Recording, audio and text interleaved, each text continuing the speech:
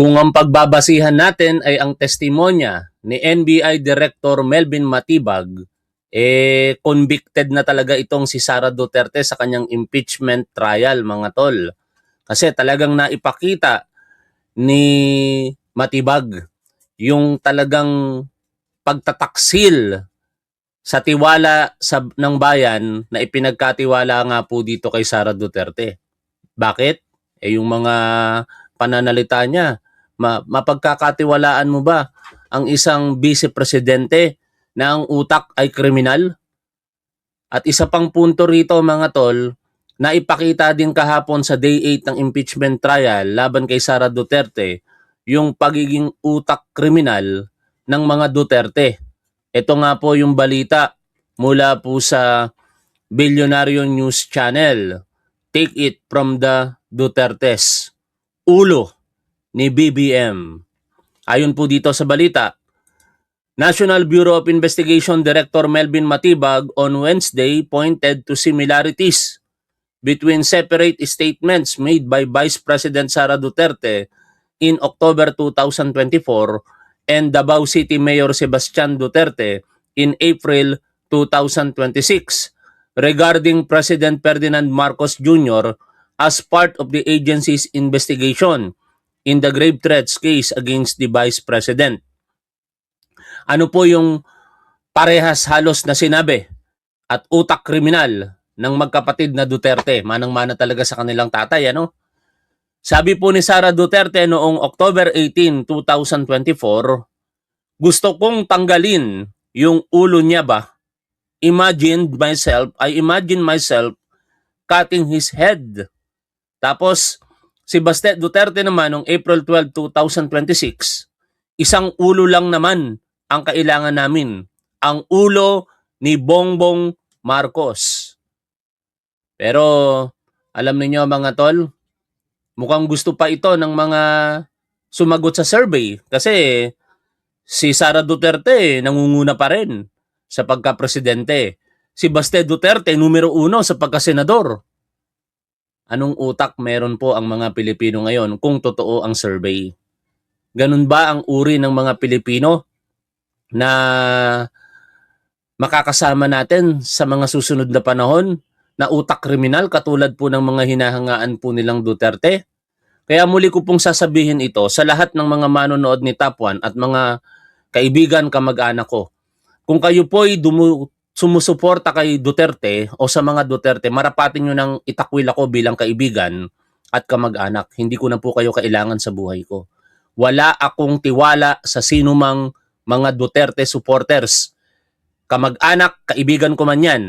Simula po nung ipinahayag ko sa publiko ang mga katagang yan, wala na po akong tiwala sa inyo. Hindi mapagkakatiwalaan ang mga Pilipinong sumusuporta sa mga utak kriminal. Regardless kung kayo'y kaibigan o kamag-anak ko, pinuputol ko na po iyan. Kaya yung mga nagtatangka po sa messenger ko, nagmi-miss call pa kayo. Hindi ba kayo makahalata na hindi ko na kayo nire-replyan? Hindi ba kayo makahalata na sinisin ko na lamang yung message ninyo? Kasi Duterte supporters kayo. No? Wala akong tiwala sa mga Duterte supporters dahil utak kriminal kayo katulad ng sinusuportahan ninyo. Ilan pa sa mga naging kaganapan kahapon ay siyempre bahagi ng mga testimonya nitong si Director Melvin Matibag. By the way, hindi po natapos yung pagtestigo ni Matibag kahapon sapagkat magkakaroon po ng redirect examination ng prosecution at malamang cross examination ang depensa mamaya. 2:00 po iyan ng hapon. Sa isang punto ng testimonya niya kahapon at nang ito po'y kinocross na, tinanong po siya tungkol sa salitang bratinela. Ang naging sagot po ni Director Matibag ay ito. Kaya ko po nasulat yan. Yan ang mismong naririnig ko nung kami magkakasama nila dating Pangulong Duterte. Ang tawag niya kay Inday Sara ay bratinela. Okay? Tapos eto pa. Dahil gusto nilang tibagin at hindi naman kasi maikakaila yung pagbabanta na ginawa ni Sara Duterte sa buhay ni Pangulo ng unang ginang at ng dating speaker, sirain na lamang po yung kredibilidad ng testigo. Pati yung asawa na pang idamay. Kaya sinabi ni Matibag kahapon, the job of my wife as a legislator is totally detached from me being the director of the NBI. Pakinggan po natin ang buod ng mga pangyayari kahapon sa balita po na ito ng 24 oras. Sa ikawalong araw ng impeachment trial ni Vice President Sara Duterte, dumalang sa witness stand si National Bureau of Investigation Director Melvin Matibag na sinabing mayroon na silang persons of interest na maaaring makatulong sa pagtukoy sa hitman na kinausap umano ng bise para umano patayin ng Pangulo, First Lady at dating House Speaker. Ayon pa kay Matibag, ang naging pahayag ng bise ay hindi lang basta pagbabanta, kundi plano anya sa pagpatay sa Pangulo na may tuturing ding banta sa national security. Nakatutuklay si Sandra Aguinaldo. Sandra? Mel, tama ka, no? Sinabi nga ni NBI Chief Melvin Matibag dito sa impeachment court na yung sinasabi ng ilang araw na umano'y plano o pagbabanta nitong si Vice President Sara Duterte sa buhay ni Pangulong Marcos ay hindi lang basta pagbabanta, kundi isang plano. At sinabi rin nga niya na meron na silang persons of interest kaugnay dito. Huwag kang mag-alala, ma'am, sa security ko kasi may kinausap na ako na tao. Sinabi ko sa kanya, kapag pinatay ako, patayin mo si BBM, si Lisa Araneta, at si Martin Romualdez. No joke. No joke. Sino ang kinausap na yan ni Vice President Sara Duterte para umano patayin ang Pangulo, First Lady at dating Speaker? Yan ang tanong ng prosecution ng isa lang nila sa witness stand, si NBI Director Melvin Matibag sa Day 8 ng impeachment trial.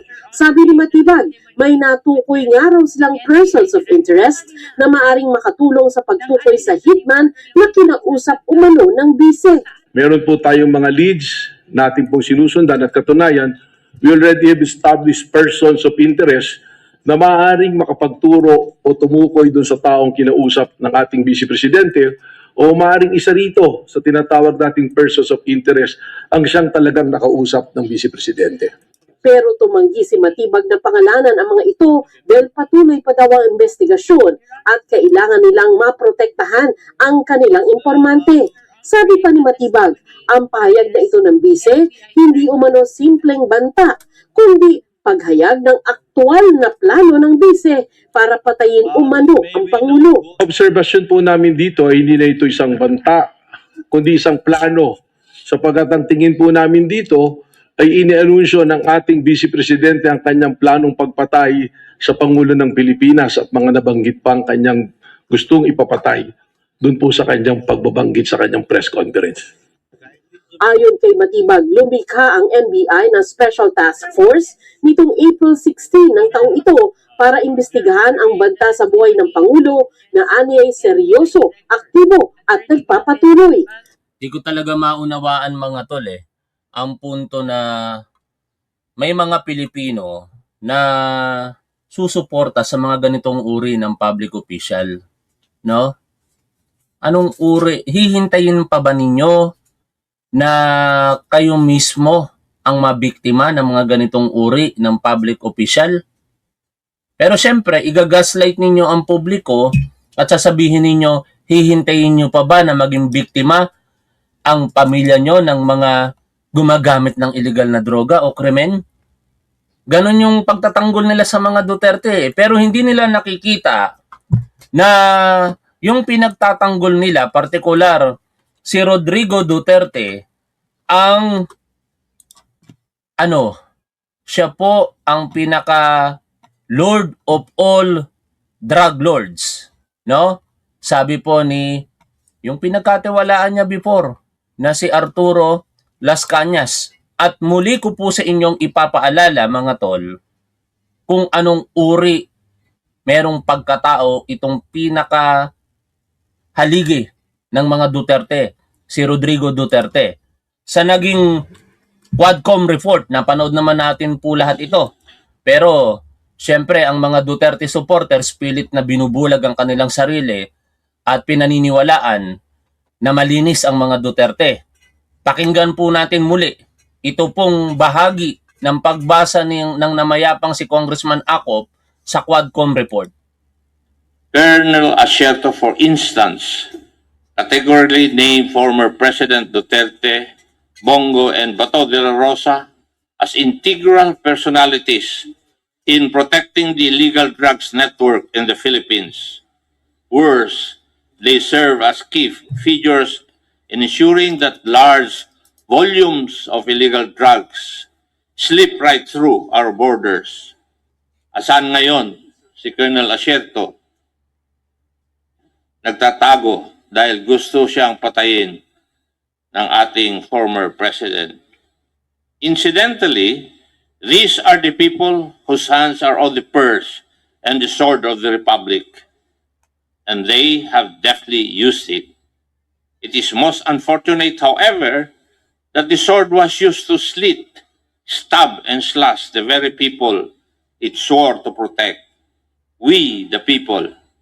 And the purse was used not to benefit the Republic, but to line the pockets of the few. Nilunod po nila ang bayan natin ng droga at kumita sila dahil dito. Isa sa mga right-hand man ni former President Duterte, sang-ayon kay Colonel Asierto, he branded former President Duterte as the Lord of all drug lords. Napakasakit po dahil Pidigong won on the platform of a hardline stance against illegal drugs and criminality. Siya pala ang mukha ng illegal drugs at kriminalidad. Narinig ninyo yon mga tol? No? Pilit pinaniwala ni Rodrigo Duterte ang sambayanang Pilipino na siya'y laban sa kriminalidad at illegal na droga. Pero napanood naman natin at ang mga ebidensya ay napaka-revealing na siya pala ang mukha ng illegal na droga at kriminalidad. Tapos, patuloy niyong susuportahan yung anak ng mga utak kriminal, iboboto pa ng tao ayon sa survey. Pero di ako naniniwala sa survey. Kung pwede nga lang maghalalan na bukas, maghalalan na na magkasubukan na No? Kasi ang mga survey na yan, naniniwala ako dyan, bayad yan. Kung sino yung nagpapakomisyon, syempre, papaboran nila. Ganun lang naman kasimple yun. O, tuloy po natin ang pakikinig dito po sa balita. Sa pagtatanong kay Matibag, ni Lead Prosecutor Batangas Representative Jervil Luistro, ipinunto niya ang umanay pattern of violence, hindi lang sa mga pahayag ng bise, kundi maging sa ibang miyembro ng kanyang pamilya. Sabi ni Matibag, ang tema raw ng mga sinabi ni VP Sara noong October 2024, Gusto ko, ang galing yung ulo niya ba? Myself, cutting his head.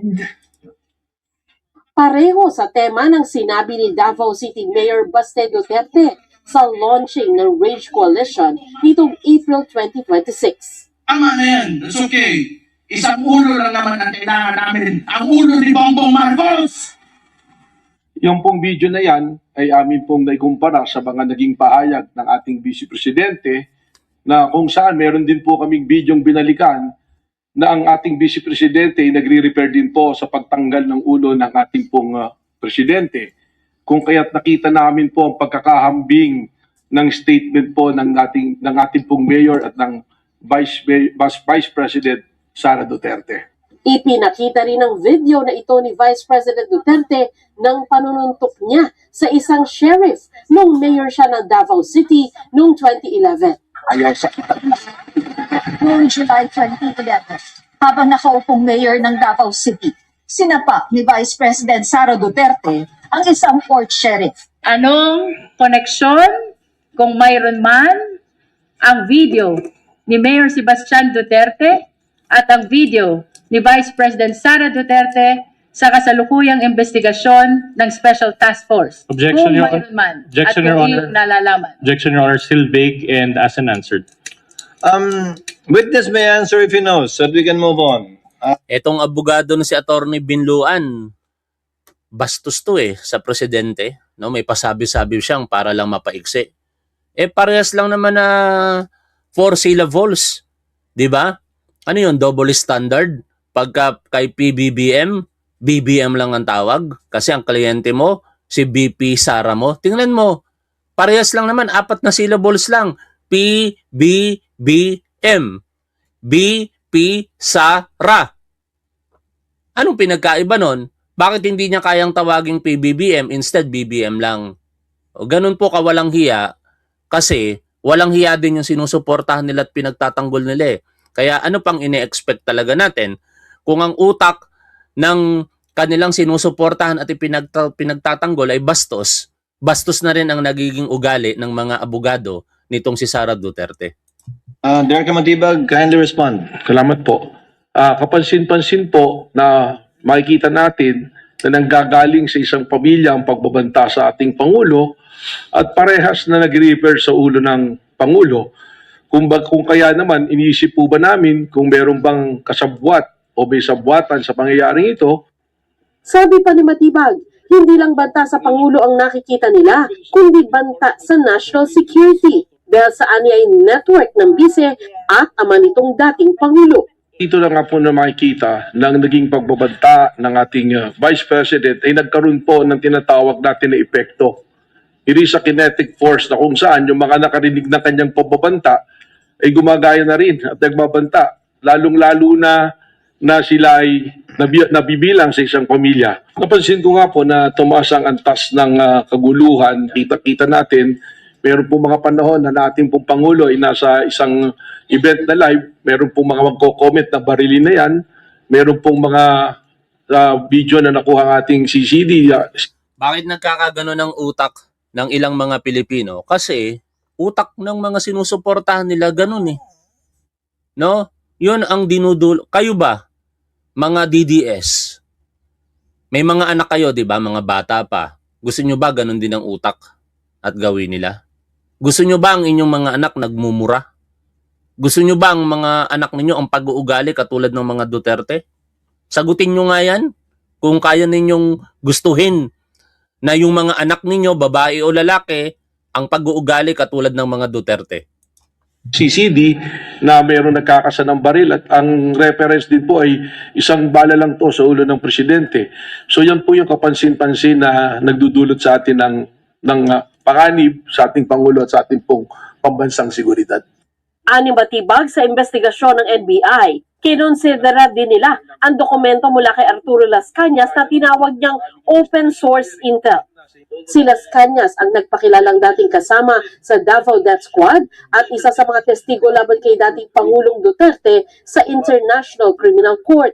Tinutulan ito ng abogado ng bise at pinunto na hindi pirmado at hindi notarized ang ipinakitang affidavit ni Las Cañas. Pinayagan naman ng korte na mabasa ang bahagi ng salaysay ni Las Cañas.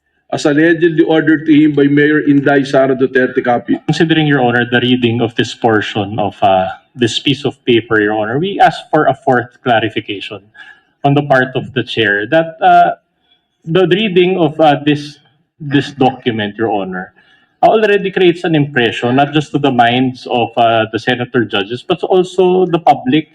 They may be misled, Your Honor, to believing the truth or falsity of these statements. So in other words, Your Honor, this is highly improper for, with all due respect, Your Honor, for this honorable court to allow the reading of a portion of an affidavit that was not authored by this witness. Itong abogado na to na si Binluan, syempre di naman tayo abogado. Pero kahit hindi ako abogado, pinagtatawanan ko yan. At hindi lang naman ako na hindi abogado ang nagtatawa sa kanya. Ultimo, mga kapwa niya abogado, pinagtatawanan siya. Pati nga itong si dating Director Jaime Santiago, hindi ko lang maiparinig sa inyo kasi naka-friend only yung post ni Sir Melchor Vergara. Ipakinig ko na lamang sa inyo. Ito po yung naging bahagi ng interview kay dating NBI Director Jaime Santiago na kung sa kanya daw po ginawa yan at nung siya po huwis pa, baka pukpukin niya ng gable yung ulo ng abogado. Pabiro lang, pero ang ibig sabihin nun mga tol, bugok yung abogado, no? Pakinggan po ninyo ito. Sa mga bagay na nangyari nung panahon ninyo. Ay, yung portion na yun, inaabot ko pa, no, na nga ako dun sa cross examiner, paulit-ulit tungkol dun sa subpoena. Ilang ulit nang sinabi ni director na he is not yet a director at that time. Paulit-ulit, may tanong pa na, hindi mo napirmahan ito. Pinirmahan mo ba ito? Paulit-ulit. Kung nung ako'y judge pa at may mga ganong klase ng cross-examination, pupukin ko ng cable sa ulo. O, di ba? Ano? Ayan ha, judge na po yan. O, syempre, hindi naman ako abogado, kaya... Pero pinagtatawanan ko siya. Tuloy po tayo sa pakikinig po dito sa balita. Bago naman sumalang sa pagtatanong ng prosecution si Matibag, pinagsabihan siya ng impeachment court dahil sa pag-anunsyo na iniimbestigahan nila ang paggamit ng pondo ng 2019 Southeast Asian Games. Bagay na pinalagaan ni Senador Alan Peter Cayetano na namuno sa paghahanda sa SEA Games. The chair would like to remind and admonish you on behalf of the impeachment court to kindly avoid statements appertaining to individual members of this impeachment court. Without prejudice to any investigation you're undertaking, you may do so, but without need of issuing statements that may impinge upon the independence and or integrity of the court or the individual senator judges. Mel, sinabi nga nitong si Senator Escudero na yung issue sa pagitan ni Matibag at ni Cayetano ay ire-refer na lamang ng impeachment court sa Senado. Total, malapit na pong magbukas ang sesyon. Mel? Sandra, yung persons of interest at tinutukoy ni Matibag, may binigay ba siyang detalye tungkol sa pakikipag-usap niya dito sa mga ito? Sandra? Ayon kay Matibag, no, yung mga persons of interest, no, na kanilang na-identify na hindi rin niya pinangalanan, no, sa harap ng impeachment court, yung iba dito ay maaring kasama mismo doon sa pagpaplano at meron din daw persons of interest na sabi niya maaring ito mismo yung kausap ng bise. Pero sa ngayon, Mel, medyo matipid pa, no, yung pagbibigay ng detalye ni Director Matibag, pero sabi niya after 3 to 6 months ay maaaring mas malinaw na ang bagay na ito. Mel? Pinayagan ni Presiding Officer Chis Escudero kanina, no, na basahin ni Matibag yung affidavit ng nagpakilalang Davao Death Squad na hitman, yung si Arturo Las Cañas. Ano ba yung kaugnayan nito sa impeachment case ni Vice President Sara Duterte? At bakit pinayagan kahit hindi notarized at hindi permado? Sandra? Yes, Melban, yung dokumento kasi na binasa kanina, no, ang bahagi noon ay nagsasabi na nung daw nilikha yung Oplan Tokhang noong 2012-2013 ay may basbas at alam ito ni Vice President Sara Duterte na noon ay lokal na opisyal. At ayon po dito kay sa prosecution, itong dokumento na ito ay nasa ICC at kahit doon naman daw ay hindi na ni-require ng ICC yung na ito ay notaryado. Pero ganun pa man, sinabi ng impeachment court ni Presiding Officer Escudero na iba naman yung impeachment court doon sa ICC. Ganun pa man, ito po ay pinagbigyan. Basta ang sabi ni Presiding Officer, hindi naman tinetestify dito kung totoo yung nilalaman ng affidavit na yon, kundi ito lamang ay sinasabi na dumaan sa kamay ng NBI sa proseso ng kanilang pag-iimbestiga sa umano ay pagbabanta ng bise sa buhay ng Pangulo. Bahagi ng balita na yan, yung dating naging interview kay Arturo Las Cañas, mga tol. Pakinggan po natin ito. No? Hindi matanggap ito ng mga DDS. DDS naman itong si Arturo Las Cañas. It happens lamang na bumaligtad siya kasi nakonsensya na siya. pag-usisa ng media. Ayon kay Las Cañas, kasunod ng mga pag-usisa ng media sa mga riding in tandem sa Davao City na pumapatay noon at walang nag-iimbestiga, nilikha ni Sara Duterte nang siya nang naging Davao City Mayor ang Oplan Tokhang. Siya nga pasimulo nito Oplan Tokhang nung nakaupo siya as mayor noong 2012, inappoint niya si Bato de la Rosa as Chief of Police ng Davao City.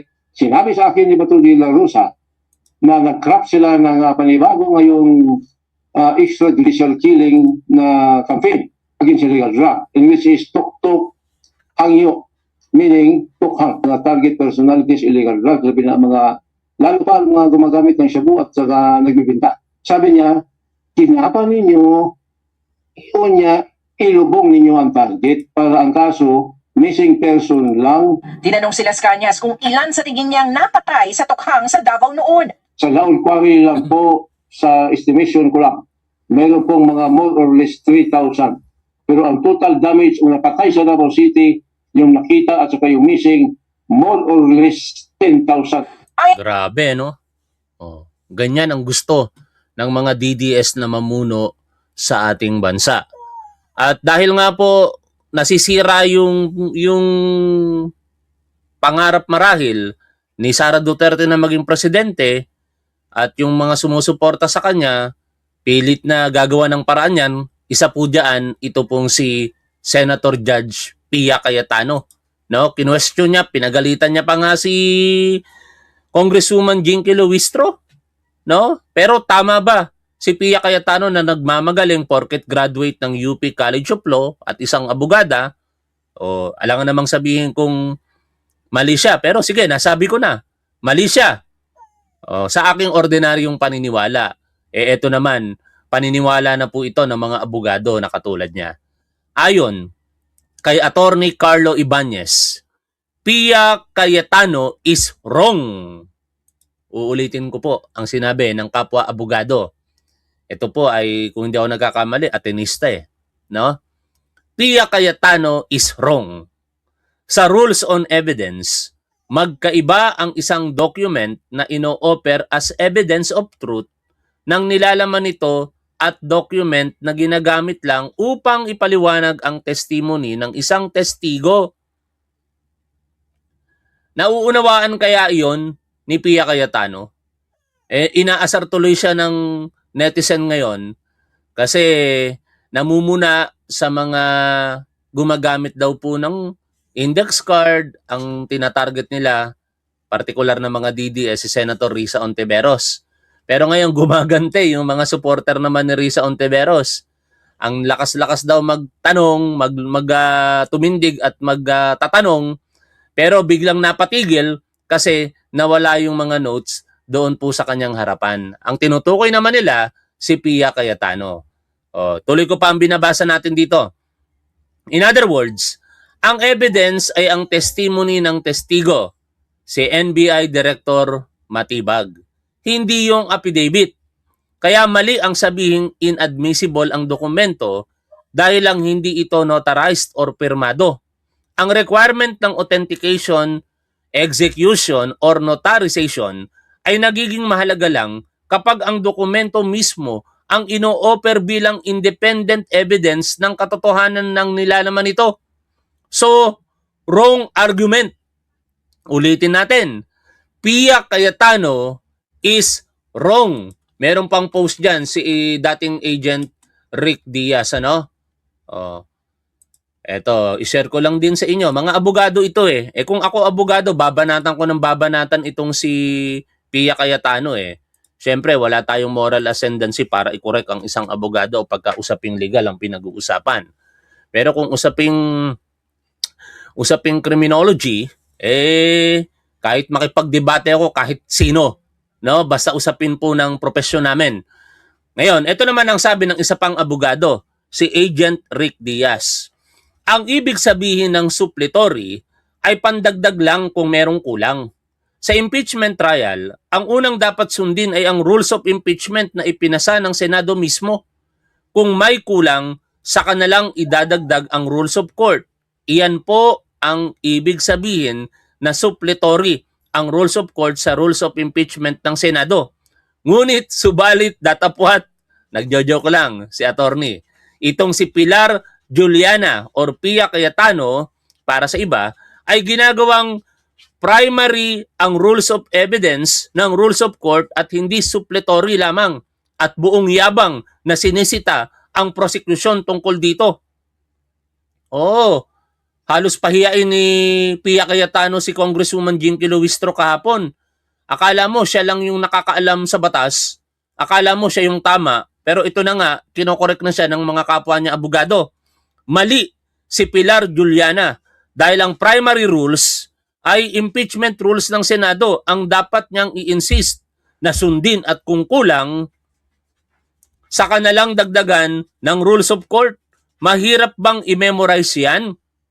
Hindi naman kailangan ang magaling na abogada galing sa UP College of Law para maintindihan yan. Do your job. Binalik sa kanya yung sinabi niya. Sabi kasi ni Pia Cayetano sa prosecution kahapon, harap-harapan sa muka ni Congresswoman Jinky Luistro, do your job. Pero mukhang siya dapat yata ang do your job. Ang buong taray at nakakainsultong banat niya kay Prosecutor Jinky Luistro, pero biglang napatigil sa pagtatanong dahil hindi na makuha sa laptop niya ang susunod niyang tanong. Ganun ba yung magaling na abogado? Makikipagdebate ka, lakas-lakas ang loob mo makipagdebate. Magtatanong ka, tapos nung wala ka na palang notes na binabasa, di mo na alam kung ano sasabihin mo. O napansin nyo ba yon, mga tol? Kaya biglang tumigil itong si Pia Cayetano kahapon. Hinahanap na ang kanyang alalay. Ang sabi ng presiding officer ay pwedeng bukas mo na lang ituloy ang pagtatanong. Agad nagbumerang sa kanya ang kayabangan niya. Ikaw yata ang dapat sabihan ng do your job, Pilar Juliana. O, abogado po yung nagsalita. Baka kasi sabihin ng mga DDS, hindi ka naman abogado. Pinupuna mo yung mga abogado. Dalawang abogado na yung nagsalita. Ako nga, hindi abogado, pero dalawang abogado yung nagsasalita at sinasabing mali si Pia Cayetano.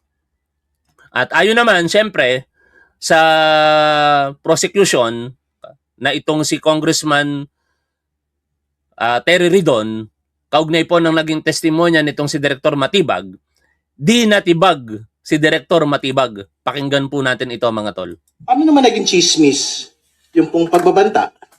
Paano ho naging chismis yung pong continuing threat of the Vice President and her family against the President and his family? Hindi ba? Paano naging chismis yung pong meron pong open, active investigation ang NBI itself, led by the Director himself, para tukuyin po yung persons of interest. So hindi ho chismis yun. Aktual na investigasyon po ito, mga kaibigan. So hindi ho natibag si Director Matibag ngayon pong araw na ito. I'm quite certain bukas hindi po siya matitibag. At I think we also take exception to the manner by which a question was posed relating to testing the credibility of Director Matibag doon po sa pagtatanong patungkol sa kanyang asawa, si Congresswoman Ann Matibag. Nakakatawa kasi ang totoo, hindi ho kailangan magpaalam ni Congresswoman Matibag sa mga kanyang desisyon bilang kinatawan, elected na kinatawan ng isang distrito ng Laguna. Kasi meron namang sariling pag-iisip si Congresswoman Matibag in the same manner na meron ng pag-iisip, desisyon si Director Matibag sa kanila pong mga karera sa buhay. So, we find that there is no relevancy in testing the credibility relating to that particular point. Di ba? Yung depensa kasi paulit-ulit eh.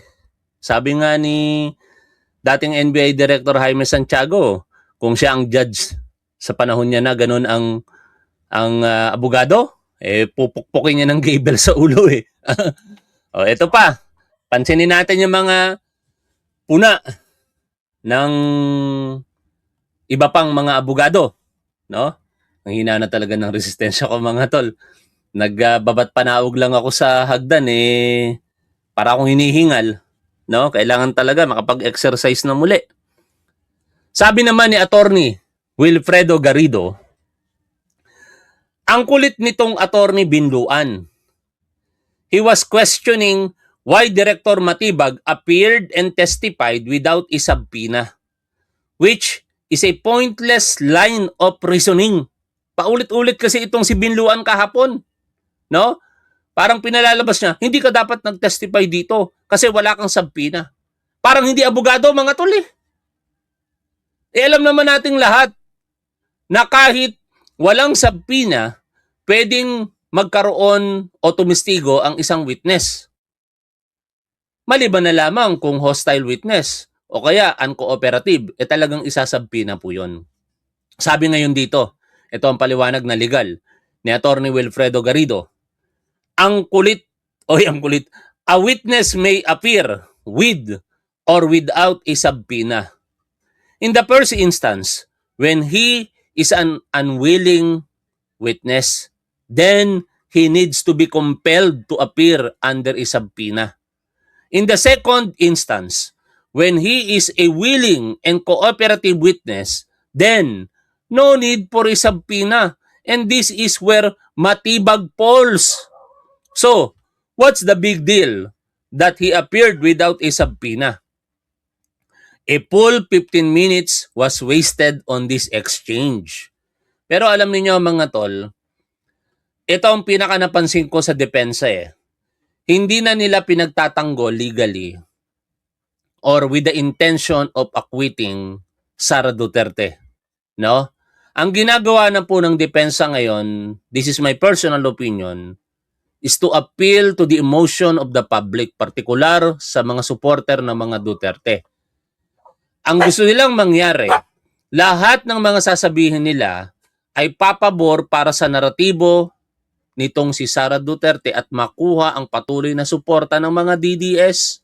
Kaya pilit nilang pinapalabas sa mga tatanga-tangang kaisipan ng mga DDS na ito ang dapat nilang paniwalaan kahit alam naman niya bilang isang abogado, like for this example, na pwede namang tumistigo kahit walang subpoena ang isang testigo.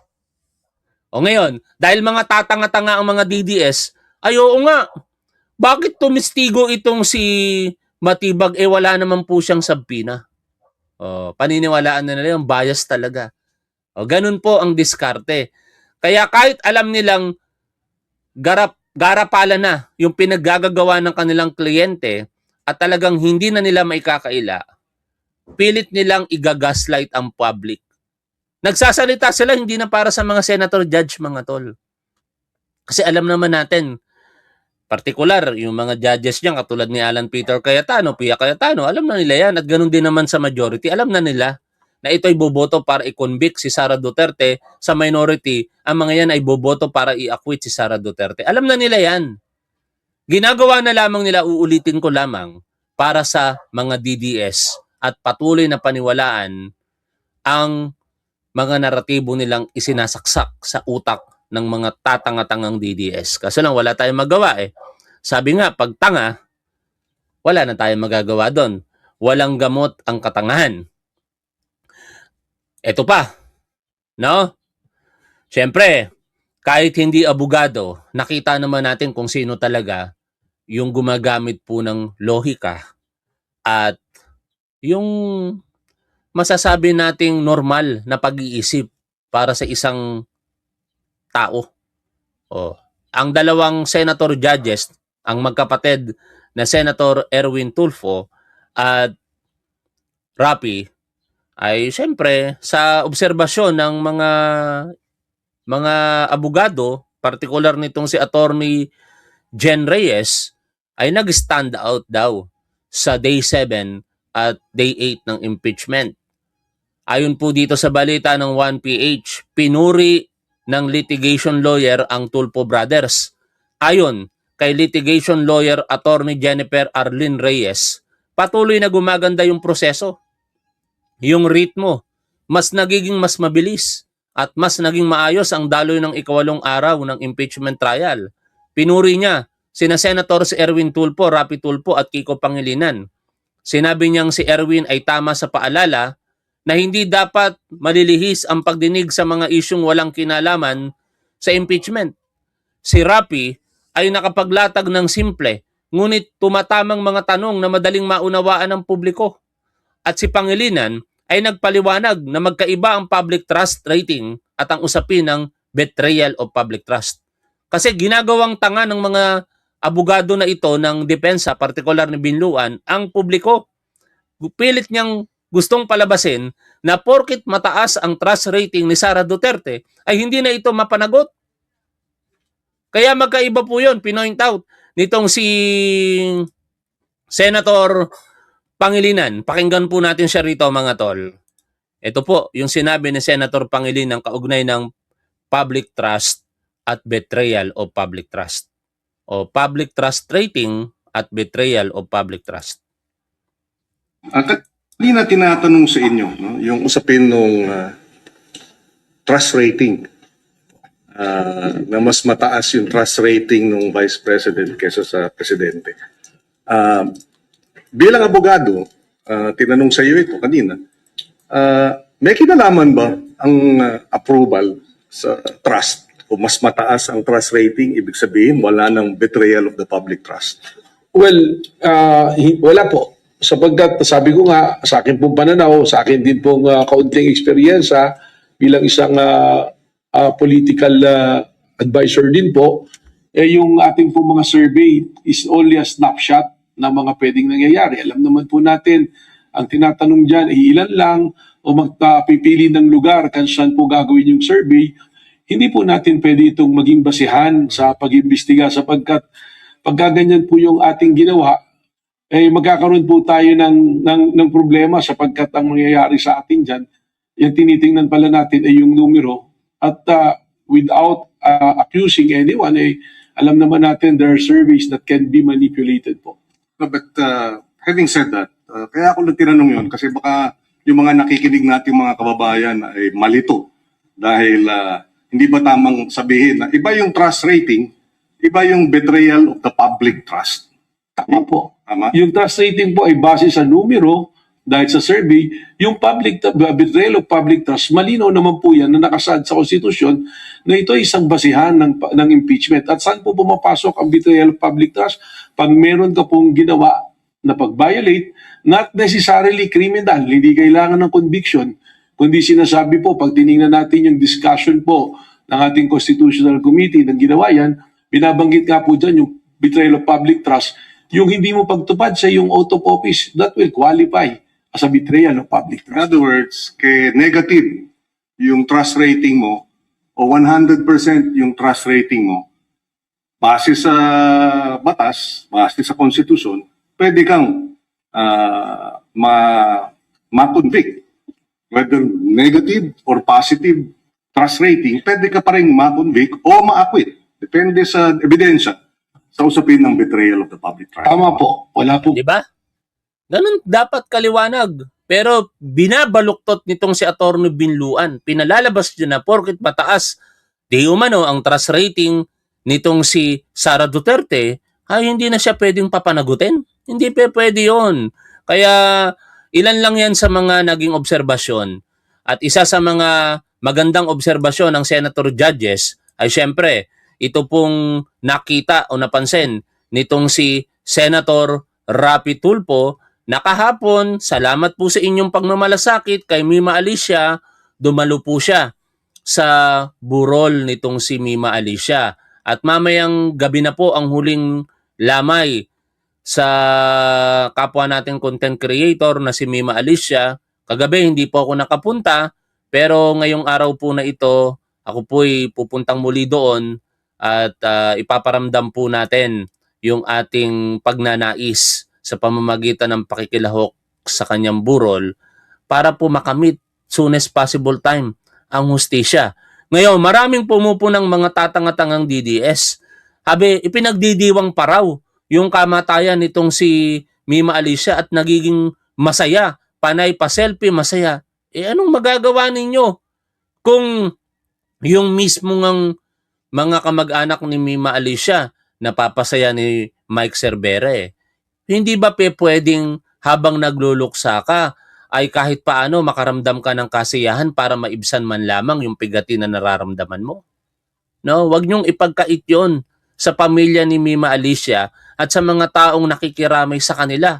Kung masaya man ang atmosphere doon sa burol ni Mima Alicia, hindi 'yon dahil ipinagdidiwang ang brutal na pagpatay sa kanya. Kung hindi yung mga malasakit at pagmamahal na naipaparamdam ngayon kay Mima Alicia ng mga kapwa natin Pilipino at even na mga taong gobyerno. Sa inyo, may ganun ba? 'Di ba namatay yung Sean Wayne? Anong nangyari sa burol niya? Meron bang mga politikong sinusuportahan yung Sean Wayne na pumunta sa kanyang burol? Ayoko na sanang banggitin ang puntong ito kasi ang kamatayan ay hindi po dapat ginagawang halimbawa sa anumang kaparaanan. Pero kayo mismo ang nagsisimula. Kaya pinapaalala ko lamang sa inyo mga DDS, kung ayaw ninyong nakikitang masaya yung mga tao sa burol, di wag kayong manood, wag kayong magbasa, wag nyong tingnan yung mga post. Ang ginagawa ninyo, grabe, kademonyuhan. Kung ano-anong mga negatibong comments pa ang mga pinagsasasabi ninyo. Anyway, pakinggan na po natin. Ito pong si Senator Rapi Tulfo. At muli ipaalala ko lamang sa inyo, ngayong araw po na ito ang huling burol dito sa Manila. Iuuwi kasi bukas ang labi ni Mima Alicia sa probinsya. Kaya kung kayo po'y may pagkakataon, alas 4 po ng hapon hanggang alas 9 ng gabi ang public viewing. Magkita-kita po tayo later. Bakit yung isang guro na nagbanta kay dati Pangulong Duterte agad inaresto at bakit itong isang Vice President na nagbanta kay Pangulong Bongbong Marcos hindi inaresto ng NBI? Mr. Witness, are you familiar with the case of Ronel Mas? Opo, napanood ko po yan. At that time, hindi pa kayong NBI director or not connected to NBI whatsoever. So, tell us briefly dito sa kaso ni Ronel Mas. Sa pagkaalala ko po rito, itong si Ronel Mas ay isang guro na kung saan siya ay nagsabi na kung sino ang papatay sa dating Pangulong Rodrigo Roa Duterte ay papabiyaan niya ng 50 million. At sa pagkakaalala ko po, ang National Bureau of Investigation rin po ang tumugis at tumuli sa kanya, particularly po ang aming pong opisina sa Region 1. At siya po ay kinasuhan po ng pagbabanta at itinuring po na ang threat niya ay isang malaking threat po. Hindi lamang sa dating Pangulo, kundi po sa ating pong national security. In other words, pinalin siya ng case ng inciting to sedition. And he was arrested warrantless. It was a warrantless arrest, right? Tama po. Okay, so isang guro nagbanta sa dating Pangulo, agad-agad inaresto ng walang warat. Now, itong yung VP Sara, si Vice President Sara Duterte, na nagbanta rin kay Pangulong Duterte at kay Pangulong Marcos. Anong difference ng dalawa? Well, ang pagkakaiba po nila, itong si Rene Mas ay isang guro, si Vice President, isa naman pong Vice President, at siguro po ito ang naging konsiderasyon kung bakit hindi siya inaresto agad. So, ibig sabihin ng NBI pala ay tumitingin sa tinatawag na special treatment. I cannot So, ibig sabihin hindi pala pato sa NBI. Bakit nung panahon ni Pangulong Duterte, isang guro na nagsabi may patong sa ulo ng 50 million si dating Pangulong Duterte, kung sino man makapagpapatay sa kanya, agad-agad inaresto ng walang warrant of arrest. And then ito naman si VP Sara, na sabi niya, allegedly nagbigay ng death threat against President Marcos at hindi inaresto. I cannot speak for the NBI at that time, Your Honor, sapagkat yung mga pangyayari pong yan, wala naman ako sa NBI pa po. Subalit, ang ngari ko pong ibahagi sa inyo, ipamarapatin po ninyo, yun na nga pong aking pakikipagtalastasan sa amin pong mga foreign counterparts na akin din na pag-aralan at sinasabi. Na-imagine ko ngayon mga tol, ano kaya kung si NBI Director Melvin Matibag na ang direktor nung sabihin yon nitong si Bratinella Sara Duterte ang pagbabanta sa buhay ng ating Pangulo. Kasi during that time, ang direktor si Jaime Santiago Ano kaya ang magiging aksyon ng NBI? No, I just wonder. Pero syempre, political consideration, malamang maging factor talaga yon na kahit gustuhin man ng NBI director na arestuhin siya, politically speaking, hindi makakatulong yon sa ating gobyerno. No? Dahil pag ginawa mo yon, kahit may basihan kang legal, magkikreate ito ng chaos. May mga supporter si Sara Duterte na ipagtatanggol siya. Kaya malaki talaga ang konsiderasyon dito at mahirap talagang ikumpara ang sitwasyon sa pagitan ng dalawa. Si Ronel Mas, yung teacher, at itong si Sara Duterte. Pero pwede namang gawin yun kung tutuusin. No? May basihan. Kaso lang, baka sa huli, mauwi sa teknikalidad. Tandaan natin, kaya nga walang sanang point of comparison with due respect kay Senator Rapi Tulfo eh. Kasi eventually, dismiss din naman yung kaso kay Ronel Mas. Bakit? Unlawful yung arrest. Di ba, pinoint out ni Senator Kiko Pangilinan na kaya na-dismiss yung kaso doon sa Ronel Mas, hindi dahil sa merito ng kaso, kung hindi dahil unlawful yung pag-aresto sa kanya. Ano ang ibig sabihin ng unlawful? Walang basihan kung bakit siya inaresto noong mga panahon na yon. No? Kaya kung aarestuhin din si Sara Duterte, baka maging ganun din ang kalalabasan. Oh. Kaya sa tingin ko, mas maganda ngayon yung ginagawa ng NBI na continuing yung pag-iimbestiga. Pero sana naman, particular ang Department of Justice, may gitsang taon na sa inyong tanggapan yung reklamong grave threat ng NBI. Baka naman pwede nyo nang gawa ng resolusyon yan. Either isampa nyo sa korte or ibasura nyo na yung reklamo ng NBI laban kay Sara Duterte. Napakatagal na, kaya tuloy nakukumpara eh. Ang bilis nga namang umaksyon ng NBI kay Ronel Mas, although unlawful yung pag-aresto, kaya kinalaunan, baliwala din. Kumpara dito kay Sara Duterte, na hanggang ngayon, patuloy pa rin sa pagsasalita, pinaninindigan yung kanyang pagbabanta sa ating Pangulong Bongbong Marcos sa unang ginang at sa dating speaker. Sabi nila na sa kanilang jurisdiction, kung merong isang pagbabanta na ginawa ng Vice Presidente, ay maaaring agad na ikulong at matanggal kaagad po sa pwesto. Pero again, respectfully, diba? Nakita niyo yung pahiwatig ni Director Matibag, no? Pwede niyang gawin yun kung tutuusin. Kasi merong pamantayan particular sa ibang bansa, di ba? Sa US Secret Service, pag ginawa mo yung ganyang bagay, kahit vice presidente ka pa, arestado ka. Oh, kaya pwedeng gawin yun ni NBI Director Melvin Matibag kung siya ang direktor ng NBI noong November 23, 2024. Kaso lang, ang magiging negative na consequence nun, gulo. No? At tingin ko, isa yon sa mga konsiderasyon naman sa parte ni Director Jaime Santiago kung bakit hindi nila ginawa yon.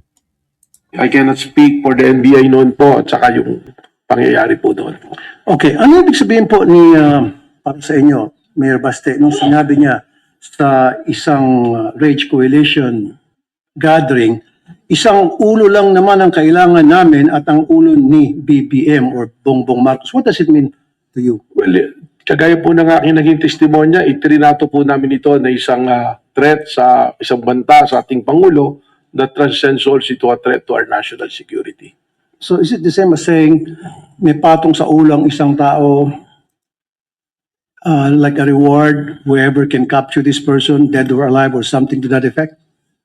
It could be that way or it can be in many ways, pero ang sa amin po, ang namin naging interpretasyon nga dyan, isinama po namin ito sa maraming banta sa seguridad ng ating Pangulo at sa seguridad po ng ating So again, kung tinuturing yung threat, itong salita na binitiwan ni Baste or Mayor Baste Duterte against President Bongbong Marcos, anong difference niyan dun sa binigay naman na threat ni yung teacher na si Ronel Mas kay dating Pangulong Duterte? Yung pong naging banta ni Mayor Baste Duterte ay pinasok po natin sa mas maaba pang pagsusuri, kaya po isinama natin ito po doon sa ating continuing threat assessment po. So why was he not arrested? tulad na nangyari sa teacher na si Ronel Mas. Ang warrantless arrest po kasi, kagaya na nangyari kay Ronel Mas dahil naging warrantless of arrest, siya po ay na-dismiss ang kaso. So yun din po yung iniingatan namin na kung kami ay gagawa ng warrantless arrest, ay maaari pong ma-dismiss ang kaso. Ngayon po, kasama po yan sa case build-up namin na maaaring magdulot po ng pagpapile po ng nararapat po na kaso. Going back to Ronel Mas, what was the justification of the NBI back then when Mr. Ronel Mas was arrested without warrant? Well, they consider po that the threat is live and alam nyo nga po, yung sinasabi na lahat po ng threat ay ito po sinuseryoso.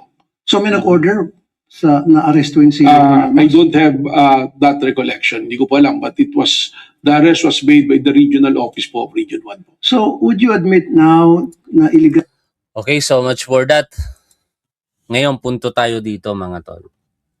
Anong mangyayari kay Sara Duterte sa mga kasong iniimbestigahan at na-file na ng NBI laban sa kanya? Grave threat and inciting to sedition. Di natin alam. Pwedeng umakyat yan sa korte, pwedeng ibasura ng DOJ. Pero after all these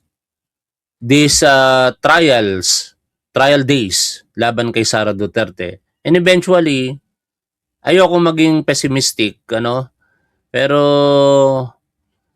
ang nakikita ko kasi dito, baka hindi makonvict si Sara Duterte. I hope mali ako. Ang mahalaga, lumabas ang mga ebidensya. Kaya kahit ma-acquit si Sara Duterte, I hope mali ako malamang kaso ang kakaharapin nito. Magiging batayan ngayon niya ng ombudsman. Dahil lumabas na ang mga ebidensya, particular tong mga bank records at tax records niya kung sakasakali, para sampahan po siya partikular ng kasong plunder at iba pang paglabag sa batas. Ang tanong, kailan mangyayari yon? At kung sakaling mangyari yon, maisampa ang kaso sa korte, labasan ba ng warrant of arrest? Definitely, meron yan. Pero mai-implement kaya yung warrant of arrest?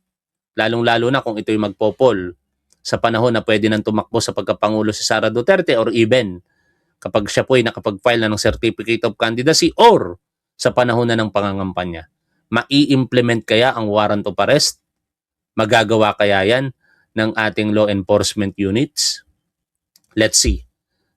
Hanggang dito na lamang mga tol. Maraming salamat sa inyong patuloy na pagsuporta sa ating gobyerno, sa ating Pangulo, at sa ating programa. Ipinapaalala ko lamang po sa inyo sa July 30, alas 8 ng gabi, meron po tayong raffle, total of 20,000 pesos ang ipamamahagi ni Top 1 at 20 Top 1 shirts ang ipaparapol din po natin.